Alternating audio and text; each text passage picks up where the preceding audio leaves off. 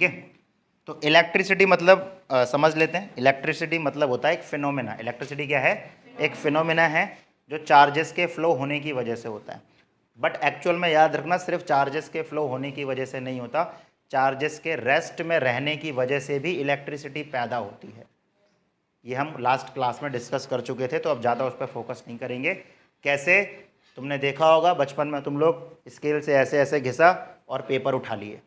तो यहाँ पे चार्जेस फ्लो नहीं हुए थे, यहाँ पे चार्जेस फ्लो नहीं हुए थे, यहाँ पे सिर्फ चार्जेस पैदा हुए और इलेक्ट्रिसिटी बनी, उनके बीच में एक इलेक्ट्रिकल फोर्स जनरेट हुआ और आपकी स्केल ने, स्केल से ही तो करते थे, आपकी स्केल ने क्या किया? पेपर को उठा लिया, अट्रैक्ट कर लिया। सेम बिजली का कड़कना जो हमने लास्ट क्लास में डिस्कस किया था। बादल, बादलों में बन गए पॉजिटिव चार्ज, मान लो ज़मीन में बहुत सारे नेगेटिव चार्ज इकट्ठे हो गए और ये चार्जेस इतने ज़्यादा होंगे, इतने ज़्यादा होंगे कि एयर जैसे इंसुलेटर को भी ये चीरते हुए कहाँ आ जाएंगे? नीचे। तो हम क्या देख रहे हैं? यहाँ भी चार्जेस पैदा हो रहे हैं, फ्लो नहीं हो रहे हैं, बट यहाँ भी इलेक्ट्रिसिटी पैदा हो रही है। तो इलेक्ट्रिसिटी फिनोमिना है, सिर्फ चार्जेस के फ्लो होने की वजह से नहीं, चार्जेस के रेस्ट में रहने की वजह से भी इलेक्ट्रिसिटी जनरेट होती है। बट क्योंकि हमारा जो चैप्टर है वो करंट इलेक्ट्रिसिटी है, करंट इलेक्ट्रिसिटी मतलब जहां पे चार्जेस क्या करेंगे? मूव। स्टैटिक इलेक्ट्रिसिटी मतलब जहां पे चार्जेस क्या करेंगे? रेस्ट में रहेंगे। तो ये जो फिनोमिना है ये है स्टैटिक इलेक्ट्रिसिटी वाला। कौन सा है ये? Static electricity. हमारा जो पूरा चैप्टर है जो हम अभी पढ़ेंगे वो है करंट इलेक्ट्रिसिटी। क्या है वो? Current electricity. तो उसी से रिलेटेड अभी हम पढ़ते हैं। स्टैटिक इलेक्ट्रिसिटी आपके 12th क्लास में आएगा, तो उस पर ज़्यादा फोकस ना करते हुए यहाँ पे आते हैं। सो व्हाट इज इलेक्ट्रिसिटी? इलेक्ट्रिसिटी एक ऐसा फिनोमेना है जो चार्जेस की वजह से पैदा होता है। अब क्योंकि हम करंट इलेक्ट्रिसिटी पढ़ रहे हैं तो चार्जेस के फ्लो होने की वजह से पैदा होता है। अगर हम इलेक्ट्रोस्टैटिक पढ़ रहे होते तो चार्जेस के रेस्ट में रहने की वजह से पैदा हो रहा होता। कोई दिक्कत? तो ये तो आपका बेसिक सा इंट्रोडक्शन हो गया इलेक्ट्रिसिटी। ठीक है, अब इसमें जो आपका सबसे पहला टॉपिक आता है अकॉर्डिंग टू योर सिलेबस वो है करंट। वो क्या है? Current. So current is rate of flow of charge, rate of flow of charge. अब पहले तो हम बात करते हैं कि ये सर ये चार्ज हैं क्या। तो यहाँ पे हमारे पास, हमें मालूम है, दो टाइप के चार्जेस होते हैं, पॉजिटिव और नेगेटिव। पॉजिटिव में हमने जो बचपन से पढ़ा है that is proton, 9th class में पढ़ा था ना, और नेगेटिव में हमने पढ़ा है इलेक्ट्रॉन। याद रखना पूरी इलेक्ट्रिसिटी में प्रोटॉन का कोई भी यूज नहीं है, मतलब पढ़ोगे नहीं तुम, इसके बारे में पढ़ोगे नहीं तुम, सिर्फ किसके बारे में पढ़ोगे? इलेक्ट्रॉन। और यही इलेक्ट्रॉन इलेक्ट्रिसिटी के लिए रिस्पॉन्सिबल है, यही इलेक्ट्रॉन इलेक्ट्रिसिटी के लिए रिस्पॉन्सिबल है। अब कौन से इलेक्ट्रॉन के बारे में बात हो रही है, किस इलेक्ट्रॉन के बारे में बात हो रही है? तो याद रखना हमारे पास दो टाइप के इलेक्ट्रॉन होते हैं।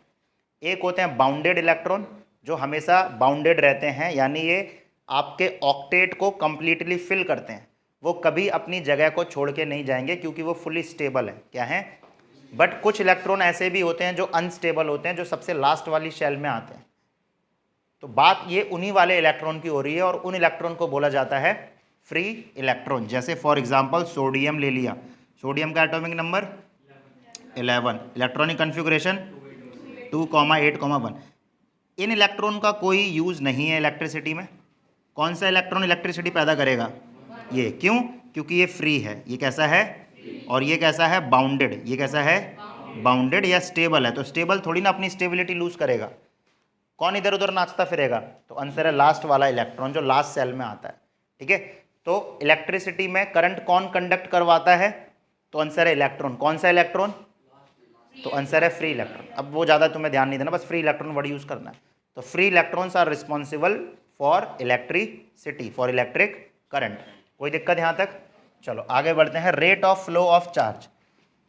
अब इसका फॉर्मूला देखो, देख लेते हैं। रेट मतलब होता है टाइम के साथ कंपेयर करना, यानी upon time. Flow of charge मतलब क्यू। अब ये क्यू आपका कुछ नहीं है, चार्ज को डिनोट करने का तरीका है। तो Q equals to charge. Sir ये आई क्या है? आई कुछ नहीं है, आई मतलब करंट को डिनोट करने का तरीका है। कोई दिक्कत? तो अगर किसी वायर में कितने टाइम में कितने चार्जेस निकल रहे हैं, तो हम बोलेंगे उस वायर में उतना ही करंट होगा। तो इसके लिए हम लोगों ने लास्ट क्लास में एक एग्जाम्पल किया था। जैसे मान लो ये वायर है, अब इस वायर में से मान लो यहाँ पे मैंने घड़ी लगा दी, स्टॉप वॉच लगा दिया, और वो स्टॉप वॉच हमें हर एक सेकंड में कितने इलेक्ट्रॉन, या कोई भी एक ऐसी डिवाइस लगा दी जो बता रही है कि एक सेकंड में कितने इलेक्ट्रॉन दूसरी साइड निकल रहे हैं, और वो जस्ट इसके फेस पे लगा दी। अब मान लेते हैं पहला केस जिसमें एक सेकंड में, सौंदर्य नहीं आई ना, एक सेकंड में 10 इलेक्ट्रॉन निकल रहे हैं, ये पहला केस। दूसरा केस, एक सेकंड में यहाँ से 1000 इलेक्ट्रॉन निकल रहे हैं, तो किस में करंट ज़्यादा होगा? तो आंसर है 1000 वाले में ज़्यादा होगा, क्योंकि उसमें इलेक्ट्रॉन क्या है? ज़्यादा। ये बिल्कुल वैसे ही है जैसे मैं तुमसे बोलूँ कि यार पानी किस में से ज़्यादा निकल रहा है, किस वाले पाइप में से ज़्यादा निकल रहा है। पहला पाइप ये लिया जिसमें पानी यहाँ से टप टप टप ऐसे करके टपक रहा है, दूसरा पाइप लिया जिसमें पानी सूं ऐसे करके बगल वाली दीवार पे पड़ा जाके सीधे। तो किस केस में पानी ज़्यादा निकला?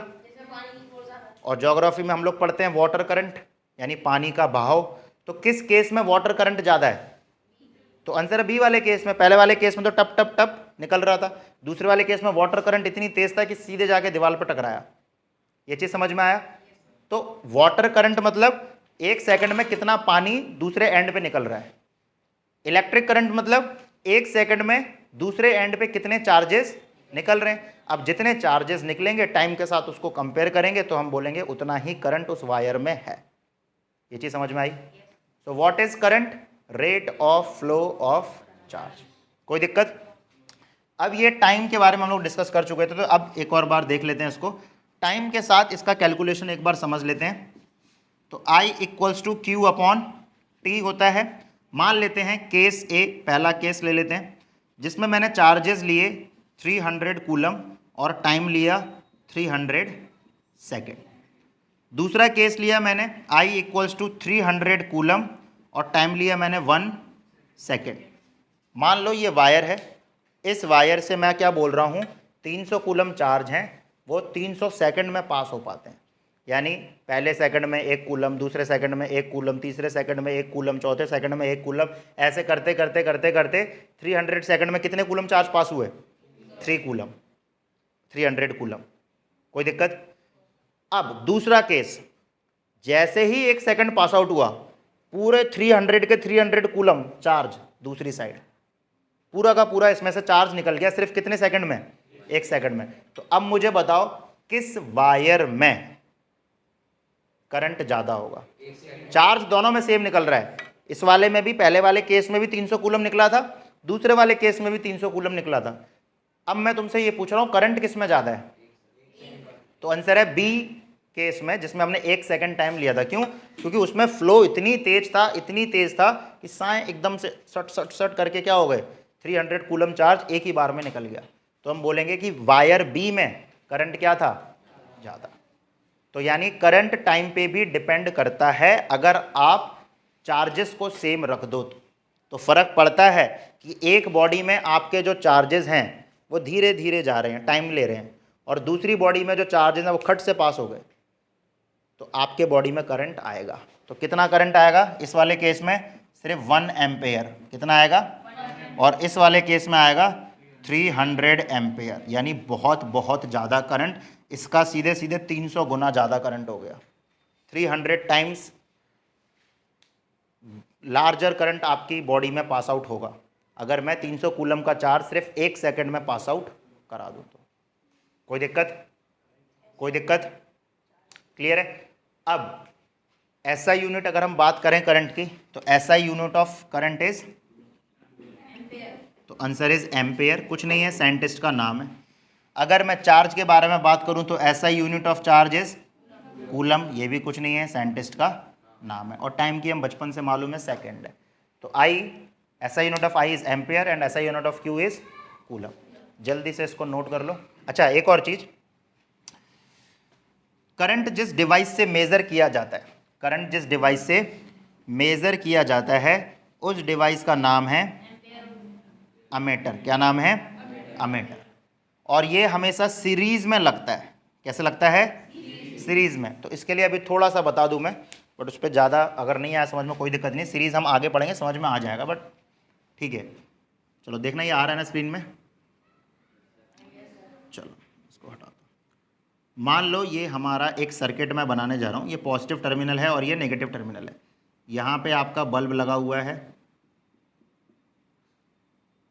और मुझे पता करना है कि इसमें करंट कितना फ्लो हो रहा है। तो करंट मेज़र करने की डिवाइस का नाम अमीटर। तो मैं अमीटर इस डिवाइस में कैसे लगाऊंगा?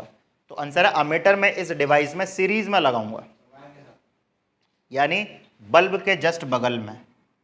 कहाँ लगाऊंगा? बल्ब के जस्ट बगल में। अमीटर को ए से डिनोट करते हैं। ये प्लस करंट जहाँ से आ रहा है, और ध्यान से देखो, जहाँ से करंट अमीटर में एंटर करता है वो कौन सा होता है? प्लस। और अमीटर में जहाँ से करंट निकलता है वो क्या होता है?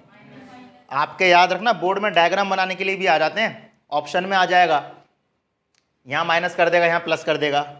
या मान लो यहाँ प्लस है यहाँ माइनस है, अमीटर में यहाँ माइनस कर देगा, यहाँ प्लस कर देगा।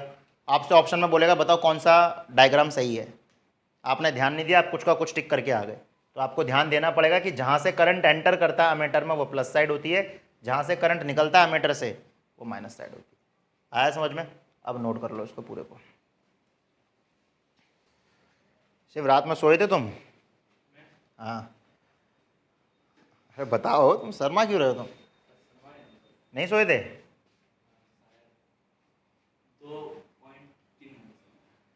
क्यों भाई, ऐसा क्या कर रहे थे तुम रात में, और किसके लिए जाग रहे हो भाई? हैं? सर 9 बजे तक खेले थे। ठीक है, 1 बजे तक पढ़ते हो तुम?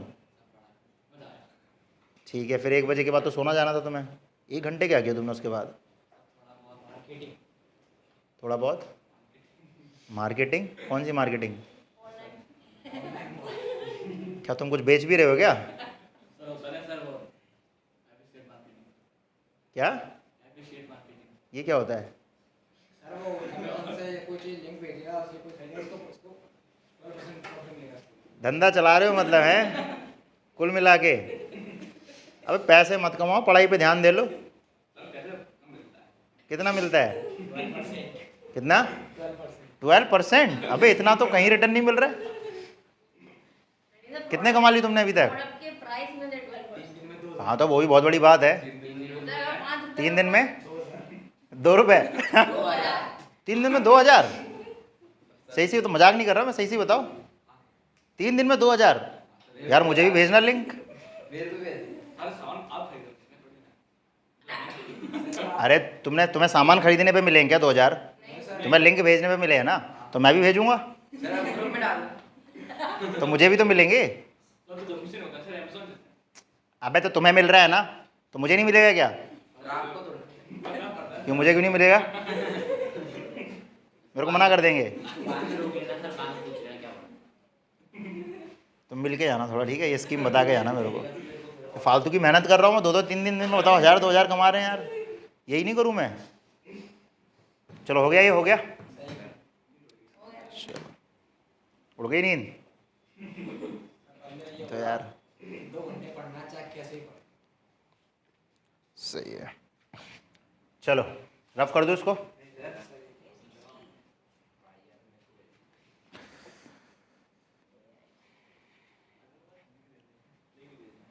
सच में तुमने 2000 कमाए हैं? क्यों?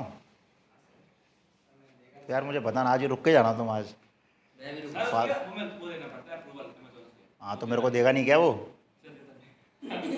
हैं? तुम ही जेफ बेजोस के भैया हो रहे हो, जो तुम्हें है, तुम्हारी तो वो चल रही है जेफ बेजोस के साथ भाईचारा। तुम्हें दे दिया उसने तुम्हारी सिफारिश लगा के, मेरे को नहीं लगाएगा वो। चलो तुम लगा देना मेरी सिफारिश, बोल देना ट्यूशन वाले सारे हमारे ही है, ठीक है? मैं भी कमाऊंगा फिर बहुत सारे पैसे। मैं तो वैसे ही मोबाइल पूरे दिन चलाते ही रहता हूँ। हाँ और क्या, फिर क्या है, कोचिंग वोचिंग पढ़ा रहे हैं फालतू में, यही सब करेंगे क्या? हाँ छोड़ देंगे और क्या। चलो सर्किट, क्या सर्किट, ठीक है? इलेक्ट्रिक सर्किट के बारे में बात करते हैं। तो इलेक्ट्रिक सर्किट क्या है, ठीक है? अच्छा, इलेक्ट्रिक सर्किट से पहले ना हम लोग डायरेक्शन के बारे में बात करते हैं कि करंट एक्चुअल में किस डायरेक्शन में फ्लो करता है। ये हमने कुछ नहीं किया, कंडक्टर को जूम कर लिया थोड़ा। ये पॉजिटिव टर्मिनल है, नेगेटिव टर्मिनल है। तो करंट की जो डायरेक्शन है वो हमेशा पॉजिटिव से नेगेटिव जाती है। कैसे जाती है? पॉजिटिव से नेगेटिव। अब उसके कुछ सालों बाद डिस्कवरी हुई इलेक्ट्रॉन की, कुछ सालों बाद डिस्कवरी हुई इलेक्ट्रॉन की, और हमने क्या देखा, इलेक्ट्रॉन जो है ना, अभी अभी मैंने तुम्हें क्या बताया था कि इलेक्ट्रॉन ही हैं जो करंट को लाने ले जाने का काम करते हैं, और वो भी कौन से इलेक्ट्रॉन? Free electron. यानी अगर फ्री इलेक्ट्रॉन नहीं होंगे किसी में तो आपका करंट फ्लो नहीं करेगा। यानी अगर हम इंसुलेटर्स के बारे में बात करें ना, तो इंसुलेटर्स में यही फ्री इलेक्ट्रॉन नहीं मिलते हैं, जिसकी वजह से करंट उसमें पास नहीं हो पाता है।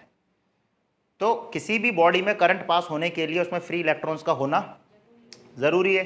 तो इससे यह समझ में आ रहा है कि इलेक्ट्रॉन ही करंट को लाने ले जाने का काम करते हैं।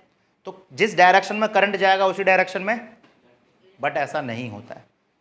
तो कई सालों बाद उसके, जब करंट हमने पहले खोज लिया था, करंट की डायरेक्शन हमने पहले खोज ली थी, ठीक है, उसके कई सालों बाद इलेक्ट्रॉन की खोज हुई, और हमने क्या देखा, इलेक्ट्रॉन जो थे हमारे, उनकी डायरेक्शन अपोजिट थी करंट की डायरेक्शन के। जबकि करंट की डायरेक्शन कैसी है? क्लॉकवाइज, और इलेक्ट्रॉन की डायरेक्शन कैसी है? Anti clockwise. ये जो करंट है इसको हमने बोल दिया कन्वेंशनल करंट। क्या बोल दिया? और ये पॉजिटिव डायरेक्शन, पॉजिटिव चार्जेस की वजह से होता है। किसकी वजह से होता है? पॉजिटिव चार्जेस की वजह से। और फिर हमने मान लिया कि भैया जो इलेक्ट्रॉन है वो अपोजिट डायरेक्शन में जाते होंगे। अब इसको देखो, इसको तुम एक तरीके से और समझ सकते हो। हम लोग ऑलरेडी डिस्कस कर चुके हैं, इलेक्ट्रॉन जब भी अपनी जगह छोड़ता है तो उस जगह क्या क्रिएट करता है? पॉजिटिव होल क्रिएट करता है। क्या क्रिएट करता है? होल। और होल कैसे चार्ज होते हैं? Positive charge. होल कैसे चार्ज होते हैं? अब ध्यान से देखो, अगर ये सारे इलेक्ट्रॉन ऐसे आएंगे तो पॉजिटिव चार्ज कहाँ जाएंगे?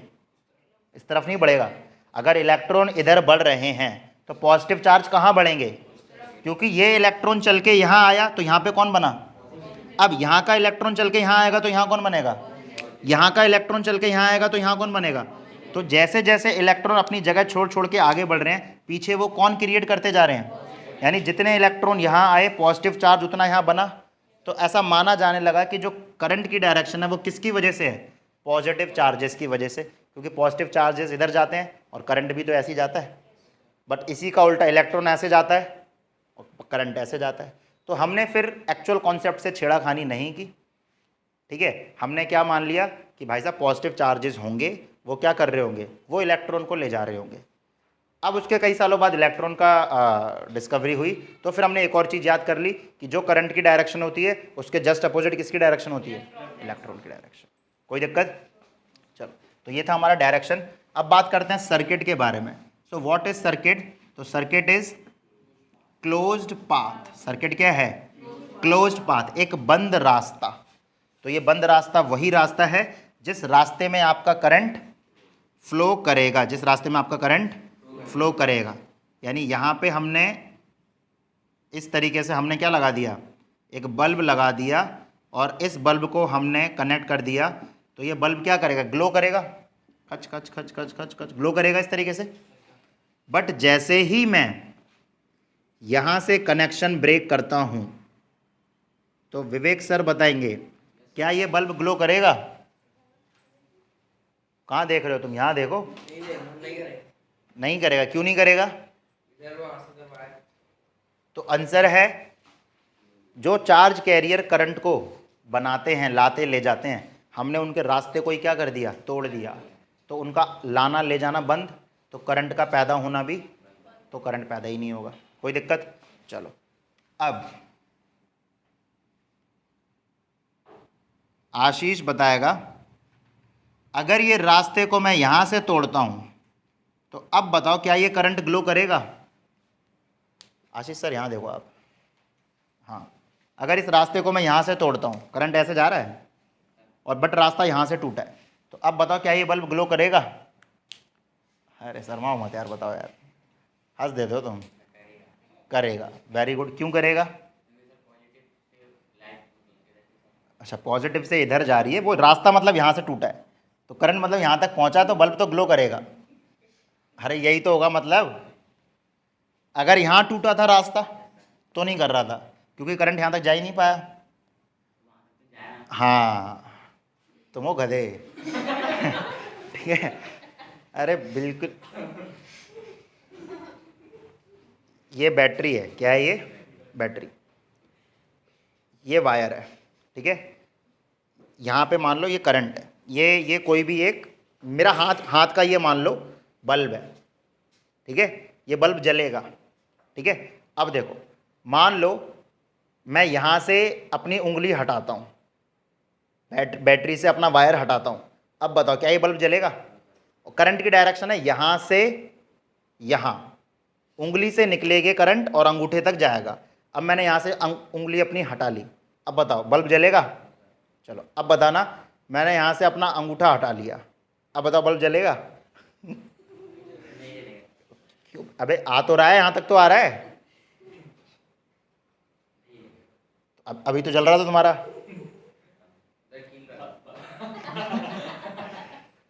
तुम थोड़ी दिमाग की बत्ती जलाओ। आया ना समझ में? चाहे वायर यहाँ से टूटा हो, चाहे वायर यहाँ से टूटा हो, चाहे यहाँ से टूटा हो, यहाँ से कहीं से भी टूटा हो, कहाँ करंट फ्लो होता है? नहीं होता ना। तो ये वाला दिमाग मत लगाना कि सर करंट यहाँ तक तो जाएगा, सर यहाँ से कहीं और निकल जाएगा, बट यहाँ तक तो जाएगा, है ना। तो ऐसा नहीं होगा। करंट कहाँ जाएगा? कहीं नहीं जाएगा अगर रास्ता टूटा है तो।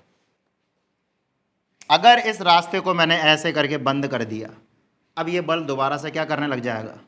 ग्लो करने लग जाएगा। तो ये थोड़ा सा ध्यान रखना। कोई दिक्कत यहाँ तक? So this is closed path.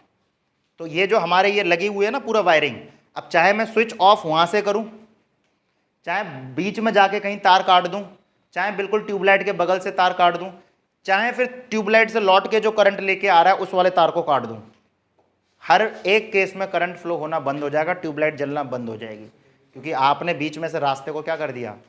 काट दिया, खोल दिया रास्ते को। और करंट हमेशा कौन से रास्ते में फ्लो करता है? बंद रास्ते में, क्लोज्ड पाथ में। And this is known as electric circuit. कोई दिक्कत यहाँ तक? आगे बढ़े, चलो।